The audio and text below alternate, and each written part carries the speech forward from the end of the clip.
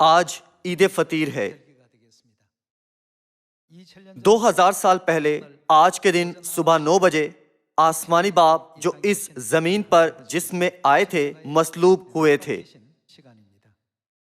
اس وقت سے صیون کے سب فرزندوں کو ایک بار پھر یاد رکھنا چاہیے کہ وہ تمام دکھ جن سے وہ گزرے تھے ہمارے گناہوں اور خطاؤں کے سبب تھے۔ تاہم ہمارے آسمانی باپ نے ہرگز ہمیں الزام نہیں دیا اور نہ ہمیں رد کیا۔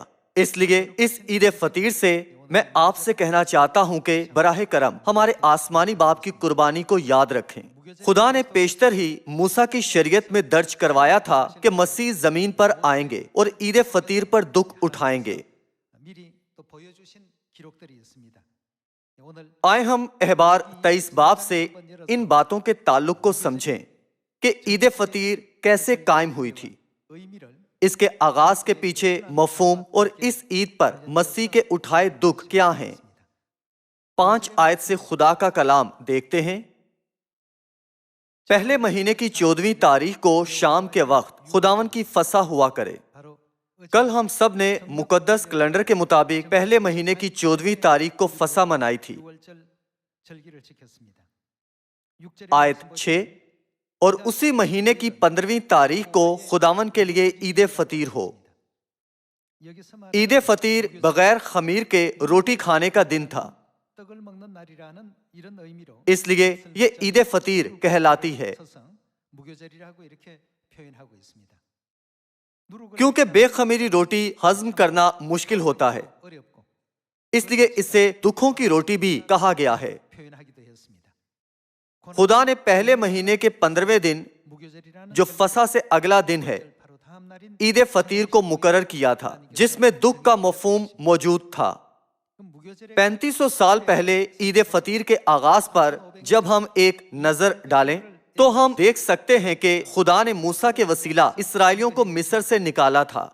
اسرائیلی ملک مصر سے فسح منانے کے بعد آزاد ہوئے تھے،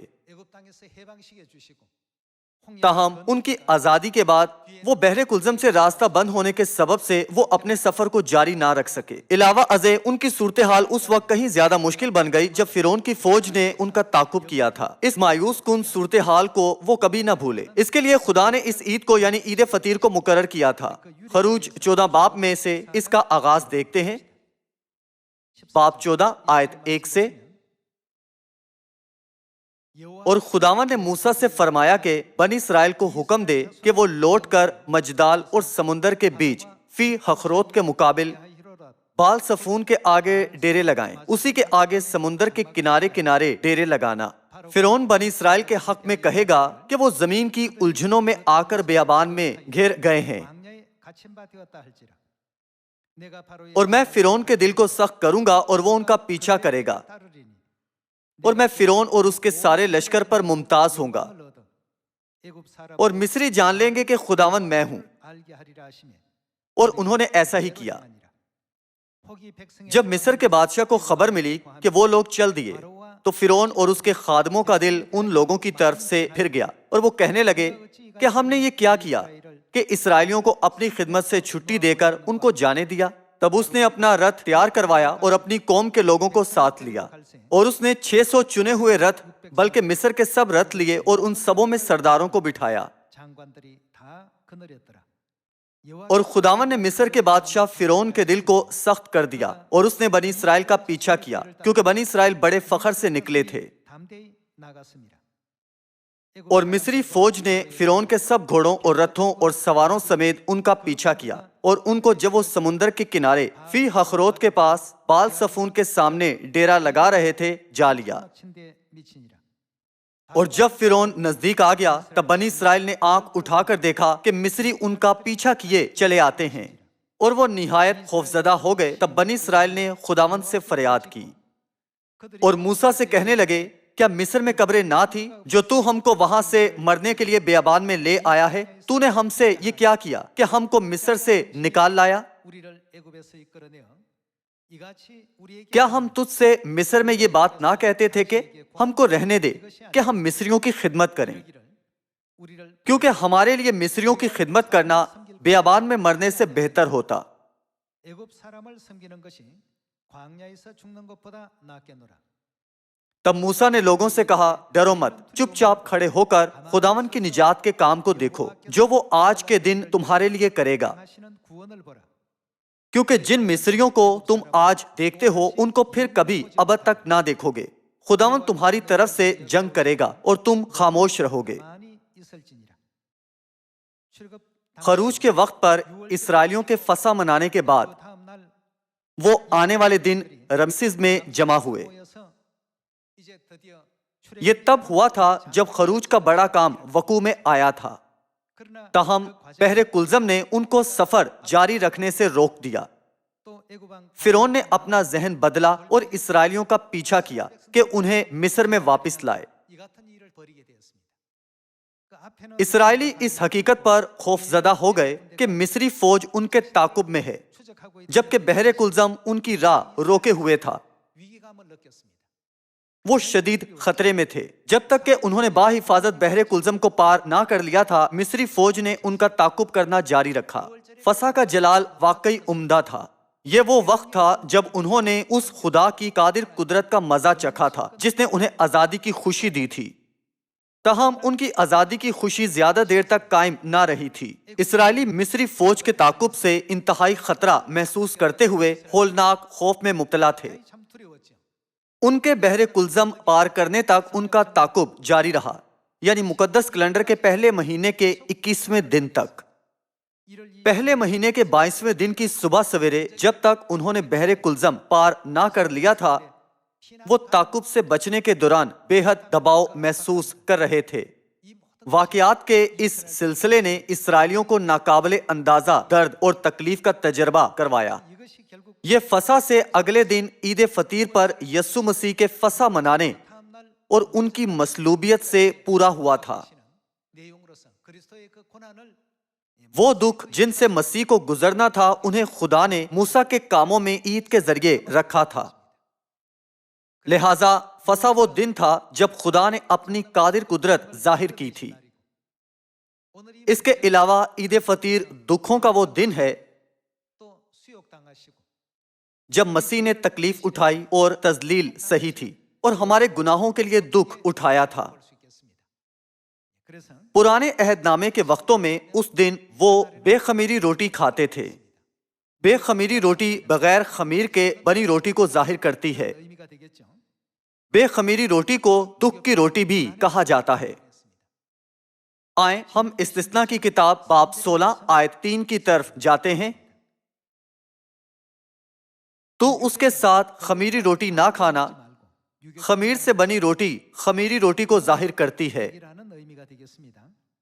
बल्कि 7 दिन तक उसके साथ बेखमीरी रोटी, खमीरी रोटी और भी क्या कहलाती है, जो दुख की रोटी है खाना, क्योंकि तू मुल्क मिस्र से हड़बड़ी में निकला था। 급속히 나온 यूं तू उम्र भर उस दिन को जब तू मुल्क मिस्र से निकला याद रख सकेगा। 애굽 땅에서 나온 나를 기억할 것이니라고 했습니다.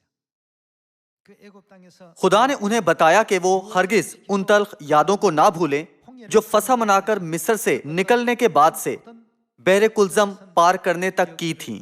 영원히 잊지 말라고 했습니다. किताब मुकद्दस की 66 किताबों की तमाम सच्चाइयों में तवज्जा का मरकज यस्सु मसीह है। ये आयत दिखाती है कि मूसा के कामों के वसीला हम वो काम देख सकते हैं जो मसीह मुकम्मल करेंगे। 그리고 그 다음 날 फसा मनाने के बाद वो दुख जिनका मूसा और इसराइलियों ने ईद फतीर पर तजर्बा किया था, उन दुखों और तकलीफों की मंजर कशी करते हैं जिनसे यस्सु मसीह फसा मनाने से अगले दिन गुजरे थे। 대목이라고 볼 수 있겠습니다. हम इकट्ठे लूका बाब 23 आयत 26 की तरफ जाते हैं। 2000 साल पहले यस्सु ने मरकज के बाला खाना में फसा मनाई थी और अगले दिन वो सुबह सवेरे पिलातुस की अदालत में खड़े थे और वो सुबह 9 बजे मसलूब कर दिए गए थे। यहाँ वाकयात का ये सिलसिला बयान किया गया है। 과정들입니다. आयत 26, और जब उसको लिए जाते थे तो उन्होंने शमौन नाम एक कुरीनी को जो देहात से आता था पकड़कर सलीब उस पर लाद दी कि यस्सु के पीछे पीछे ले चले। 예수를 쫓게 하더라. 또 और लोगों की एक बड़ी भीड़ और बहुत सी औरतें जो उसके वास्ते रोती पीटती थी उसके पीछे पीछे चली। यस्सु ने उनकी तरफ फिर कर कहा, ए यरूशलेम की बेटियों, मेरे लिए ना रो बल्कि अपने और अपने बच्चों के लिए रो, 자녀를 위하여 울라. क्योंकि देखो वो दिन आते हैं जिनमें कहेंगे मुबारक हैं बांझें और वो रहम जो बारवर ना हुए और वो छातियां जिन्होंने दूध ना पिलाया। 못한 젖이 복이 있다 하리라. उस वक्त वो पहाड़ों से कहना शुरू करेंगे कि हम पर गिर पड़ो और टीलों से के 작은 산들을 हमें छिपा लो, 하리라. क्योंकि जब हरे दरख्त के साथ ऐसा करते हैं तो सूखे के साथ क्या कुछ ना किया जाएगा। और वो दो और आदमियों को भी जो बदकार थे लिए जाते थे कि उसके साथ कत्ल किए जाएं। जब वो उस जगह पर पहुंचे जिसे खोपड़ी कहते हैं तो वहां उसे मसलूब किया और बदकारों को भी, एक को दाहिनी और दूसरे को बाएं तरफ। 하나는 좌편에 있더라. 이에 예수께서 यीशु ने कहा, ऐ बाप इनको माफ कर, क्योंकि ये जानते नहीं कि क्या करते हैं। 것을 알지 못함이니이다 하시더라. और उन्होंने उसके कपड़ों के हिस्से किए और उन पर कुर्रा डाला। 백성들은 और लोग खड़े देख रहे थे और सरदार भी ठट्ठे मार मार कर कहते थे कि इसने औरों को बचाया।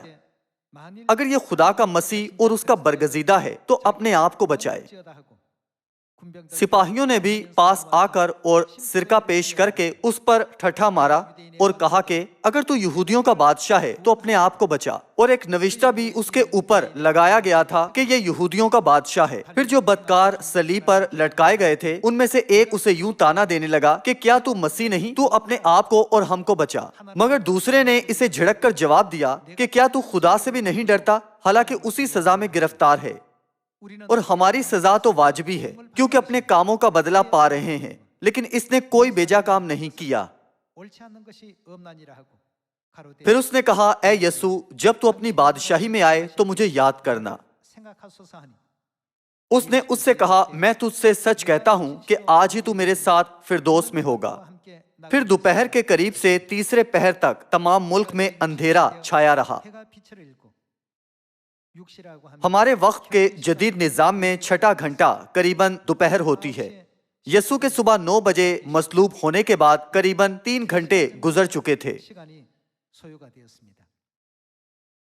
해가 빛을 और सूरज की रोशनी जाती रही 제90 और मकदिस का पर्दा बीच से फट गया। 장이 한가운데가 찢어지더라.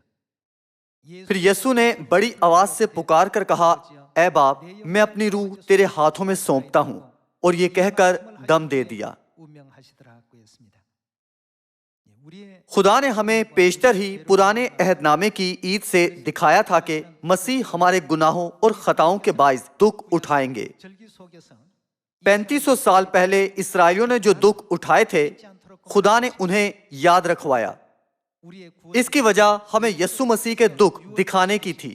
उन्होंने एक अक्स के तौर पर काम किया कि हमारे निजात दहिंदा फसा मनाने के बाद अगले दिन ईद फतीर पर सलीब पर दुख उठाएंगे।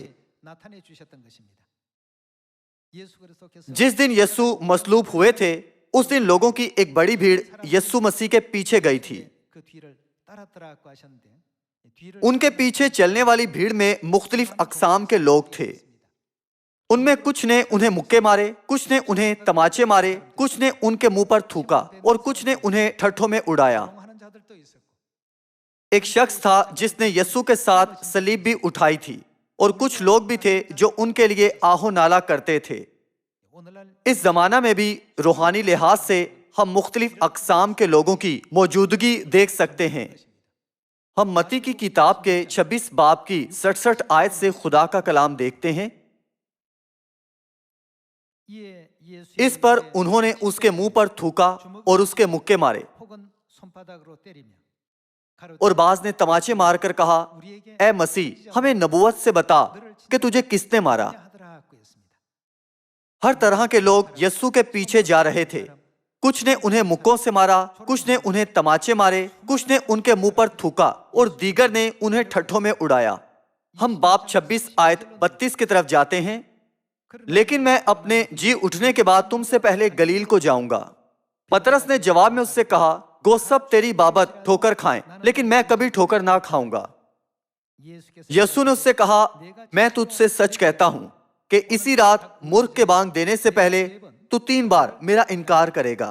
베드로가 가로되 पतरस ने उससे कहा, अगर तेरे साथ मुझे मरना भी पड़े तो भी तेरा इनकार हरगिज ना करूंगा। और सब शागिर्दों ने भी इसी तरह कहा। 하더라고 했습니다. اگرچہ شاگردوں نے اپنا پختہ ایمان ظاہر کیا تھا، لیکن جب یسوع کے کلمات پورے ہوئے تو پطرس، جس کا ایمان بڑا خیال کیا جاتا تھا، اس نے 3 بار یسوع کا انکار کیا۔ جس دن یہ دل شکن واقعہ ہوا تھا وہ عید فطیر کا دن تھا، جسے آج ہم منا رہے ہیں۔ متی باب 26 آیت 45 سے پڑھتے ہیں، تب شاگردوں کے پاس آ کر ان سے کہا، اب سوتے رہو اور آرام کرو، دیکھو وقت آ پہنچا ہے اور ابن آدم گناہگاروں کے حوالے کیا جاتا ہے، اٹھو چلیں، دیکھو میرا پکڑوانے والا نزدیک آ پہنچا ہے۔ آیت 47، وہ یہ کہہ ہی رہا تھا کہ یہودا جو ان 12 میں سے ایک تھا آیا، اور اس کے ساتھ ایک بڑی بھیڑ تلواریں اور لاٹھیاں لیے سردار کاہنوں اور قوم کے بزرگ کی طرف سے آ پہنچی، اور اس کے پکڑوانے والے نے ان کو یہ نشان دیا تھا کہ جس کا میں بوسہ لوں وہی ہے، اسے پکڑ لینا۔ اور فوراً اس نے یسوع کے پاس آ کر کہا، اے ربی سلام، اور اس کے بوسے لیے۔ یسوع نے اس سے کہا، میاں جس کام کو آیا ہے وہ کر لے۔ اس پر انہوں نے پاس آ کر یسوع پر ہاتھ ڈالا اور اسے پکڑ لیا۔ یسوع کو 30 چاندی کے سکوں کے عوض یہودا اسکریوتی نے بیچ ڈالا، جو 12 شاگردوں میں سے ایک تھا، اور پطرس نے ان کا انکار کر دیا، جو سب سے وفادار شاگرد تھا۔ لوگوں نے انہیں تماچے مارے اور ان کے منہ پر تھوکا، انہیں ٹھٹھوں میں اڑایا گیا، اور وہ رومی سپاہیوں سے کوڑے کھا کر صلیب اٹھا کر ناقابل بیان درد کو برداشت کرتے ہوئے گلگتا کے پہاڑ کی طرف گئے تھے۔ ہمارے گناہوں کی وجہ سے یہ سب ان کے ساتھ ہوا تھا۔ یہ سب عید فطیر پر وقوع میں آیا تھا جو ہم آج منا رہے ہیں۔ دراصل یہ گناہگار تھے جو اپنے گناہوں کے سبب یہ سب دکھ سہنے کے مستحق تھے۔ تاہم موسیٰ کی شریعت میں خدا نے پیشتر ہی نبوت دکھائی تھی کہ یہ ہمارے پاک خدا ہوں گے جو ہمارے گناہوں کے لیے اس طرح سے دکھ اٹھائیں گے۔ آئیں ہم آج ایک بار پھر اپنے دلوں پر عید فطیر کے مفہوم کو کندہ کریں۔ آج دکھوں کا دن یعنی عید فطیر ہے، جب ہمیں روزہ رکھنے کو کہا گیا ہے۔ اس دن کے وسیلے ہمیں یہ عزم کرنا چاہیے کہ ہم بھی باپ کے دکھوں میں شریک ہوں گے۔ ہم مرکز کی کتاب کے 2 باب کی 18ویں آیت کی طرف جاتے ہیں۔ اور یوحنا کے شاگرد اور فریسی روزہ سے تھے۔ انہوں نے آ کر اس سے کہا، یوحنا کے شاگرد اور فریسیوں کے شاگرد تو روزہ رکھتے ہیں، لیکن تیرے شاگرد کیوں روزہ نہیں رکھتے؟ یسوع نے ان سے کہا، کیا باراتی جب تک دولہا ان کے ساتھ ہے روزہ رکھ سکتے ہیں؟ جس وقت تک دولہا ان کے ساتھ ہے وہ روزہ نہیں رکھ سکتے، مگر وہ دن آئیں گے کہ دولہا ان سے جدا کیا جائے گا، اس وقت وہ روزہ رکھیں گے۔ یہاں دولہا سے مراد یسوع ہیں۔ جب دولہا ان سے جدا کیا جائے گا وہ دن ہے جب یسوع موئے، یہ وہ دن ہے جب ہمیں روزہ رکھنا ہے۔ آیت 21، کورے کپڑے کا پیوند پرانی پوشاک پر کوئی نہیں لگاتا، نہیں تو وہ پیوند اس پوشاک میں سے کچھ کھینچ لے گا، یعنی نیا پرانی سے، اور وہ زیادہ پھٹ جائے گی۔ مگر وہ دن آئیں گے کہ دولہا ان سے جدا کیا جائے گا، اس وقت وہ روزہ رکھیں گے۔ آج ہم اس وقت روزہ رکھ رہے ہیں جب آخرکار یسوع صلیب پر موئے تھے، وہ مصلوب ہوئے اور سپہر 3 بجے جان دے دی۔ مستقبل میں سچائی کو قبول کرنے والے ہمارے نئے بھائی اور بہنوں کی رہنمائی ہمیں مسیح کے دکھوں اور قربانی کے ذہن سے کرنی ہے۔ آئیں ہم ہمیشہ خدا کی پاک قربانی اور دکھ کو جو انہوں نے ہماری خاطر سہے دل میں رکھتے ہوئے ایسا کریں۔ یسوع نے کہا تھا کہ اس دن روزہ رکھنا جب ہم ایک دوسرے سے جدا ہوئے تھے۔ ہمارا روزہ سپہر 3 بجے ختم ہوتا ہے۔ اس کے موازنہ کا آغاز بھی مسیح کے سہے دکھوں سے نہیں کیا جا سکتا ہے۔ ہم رومیو 8 باب کی طرف جاتے ہیں۔ اگرچہ یہ کچھ بھی نہیں ہے، پر خدا نے ہمیں ان کے دکھوں میں شریک ہونے کو کہا ہے۔ رومیو باب 8 آیت 16 سے پڑھتے ہیں، روح خود ہماری روح کے ساتھ مل کر گواہی دیتا ہے کہ ہم خدا کے فرزند ہیں، اور اگر فرزند ہیں تو وارث بھی ہیں، یعنی خدا کے وارث اور مسیح کے ہم میراث، بشرط کہ ہم اس کے ساتھ دکھ اٹھائیں تاکہ اس کے ساتھ جلال بھی پائیں۔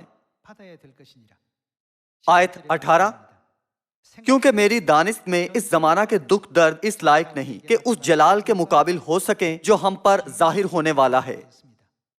کتاب مقدس کہتی ہے کہ یسوع نے دکھ اٹھا اٹھا کر فرما برداری سیکھی اور کامل ہوئے۔ خدا ہمیں سکھاتے ہیں کہ ہم بھی وہ آسمانی فرزند بن سکتے ہیں جو مسیح کے دکھوں میں شریک ہو کر کامل بنتے ہیں۔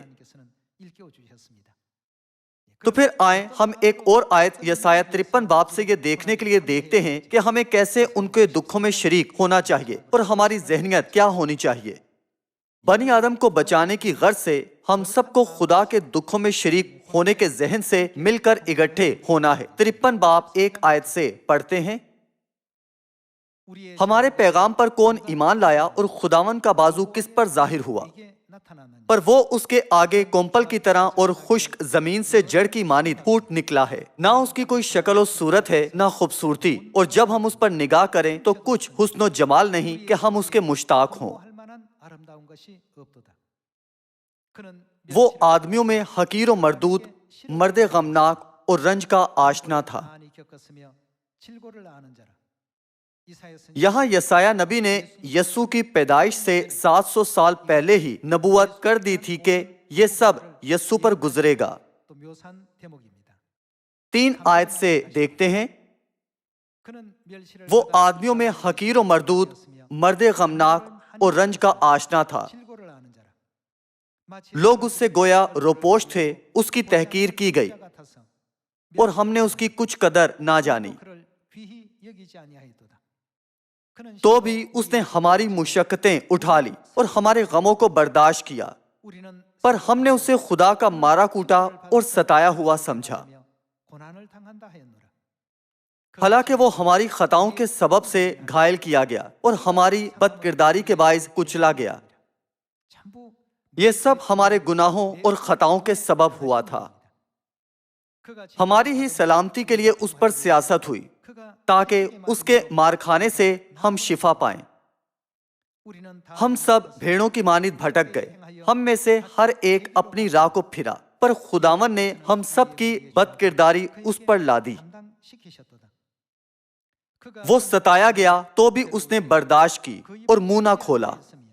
جس طرح برا جسے ذبح کرنے کو لے جاتے ہیں اور جس طرح بھیڑ اپنے بال کترنے والوں کے سامنے بے زبان ہے، اسی طرح وہ خاموش رہا۔ وہ ظلم کر کے اور فتویٰ لگا کر اسے لے گئے، پر اس کے زمانہ کے لوگوں میں سے کس نے خیال کیا کہ وہ زندوں کی زمین سے کاٹ ڈالا گیا؟ میرے لوگوں کی خطاؤں کے سبب سے اس پر مار پڑی۔ اس کی قبر بھی شریروں کے درمیان ٹھہرائی گئی اور وہ اپنی موت میں دولت مندوں کے ساتھ موا، حالانکہ اس نے کسی طرح کا ظلم نہ کیا اور اس کے منہ میں ہرگز چھل نہ تھا۔ لیکن خداوند کو پسند آیا کہ اسے کچلے، اس نے اسے غمگین کیا۔ جب اس کی جان گناہ کی قربانی کے لیے گزرانی جائے گی تو وہ اپنی نسل کو دیکھے گا، اس کی عمر دراز ہوگی اور خداوند کی مرضی اس کے ہاتھ کے وسیلہ سے پوری ہوگی۔ اپنی جان ہی کا دکھ اٹھا کر وہ اسے دیکھے گا اور سیر ہوگا۔ اپنے ہی عرفان سے میرا صادق خادم بہتوں کو راست باز ٹھہرائے گا، کیونکہ وہ ان کی بد کرداری خود اٹھا لے گا۔ اس لیے میں اسے بزرگوں کے ساتھ حصہ دوں گا اور وہ لوٹ کا مال زور آوروں کے ساتھ بانٹ لے گا، کیونکہ اس نے اپنی جان موت کے لیے انڈیل دی۔ اور وہ خطاکاروں کے ساتھ شمار کیا گیا تو بھی اس نے بہتوں کے گناہ اٹھا لیے اور خطاکاروں کی شفایت کی۔ اس قسم کی ذہنیت کے ساتھ مسیح نے ہماری خاطر شدید درد اور غم سہا تھا۔ آج ہم اکثر صلیب پر ان کی قربانی کے بارے میں بات کرتے ہیں، تاہم ہمیں صرف ان کی قربانی کے بارے میں سطحی طور پر نہیں سوچنا چاہیے۔ اس دنیا کی ابتدا سے انتہا تک خدا اپنے فرزندوں کے لیے اپنی پاک قربانی انجام دے رہے ہیں، اور اسے ہم آج یعنی عید فطیر پر دیکھ سکتے ہیں، جو کہ عین وہی دن ہے جب خدا نے صلیب پر اپنی قربانی کا ایک پہلو دکھایا تھا۔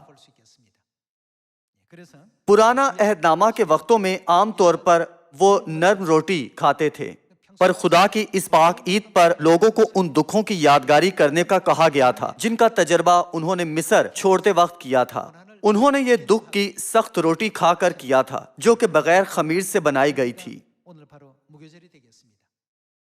اس عید فطیر پر ہم ایک بار پھر سوچیں کہ کیسے یسوع نے ان تمام واقعات کو صلیب پر پورا کیا تھا۔ 생각하시면서 اس کا سوچتے ہوئے ہمیں مسیح کے راستے پر چلنا ہے اور ان تمام اقسام کی شکایات اور کانٹوں کو جو ہمارے بھائیوں اور بہنوں کے سبب پیدا ہوتے ہوں گلے لگانا چاہیے، جنہوں نے اب تک مکمل طور پر سچائی کی قدر کو نہیں سمجھا ہے۔ آج معمولی روزے سے جس کا ہم تجربہ کر رہے ہیں، براہ کرم مسیح کے دکھوں کو اس عید فطیر پر یاد رکھیں۔ ہم صرف اپنی بھوک کے بارے میں نہ سوچیں، بلکہ اس کی بجائے ہم سوچیں کہ کیسے باپ نے دکھ اٹھایا ہوگا جبکہ وہ صلیب پر تھے۔ 얼마나 아프실까? یہ کتنا اذیت ناک رہا ہوگا۔ صلیب کے گرد زیادہ تر لوگوں نے ان کا ٹھٹھا اڑایا، انہیں لعن طعن کیا اور ان پر الزام لگائے۔ تاہم خدا نے ان تمام بہتان امیز تحقیر کو جو ان کی گئی ہمارے گناہوں کے سبب تھی۔ ہمیں اپنے خدا کے بارے میں سوچنا چاہیے جنہوں نے ہمارے لیے یہ کیا تھا۔ براہ کرم اس عید فطیر پر مسیح کے دکھوں کو سپہر 3 بجے تک روزہ جاری رکھتے ہوئے نہ بھولیں اور خدا کے ان پاک دکھوں میں شریک ہوں جو انہوں نے تمام بنی آدم کے لیے برداشت کیے تھے۔ اس کے ساتھ میں آج کا واعظ ختم کرتا ہوں۔ آپ کا بہت شکریہ۔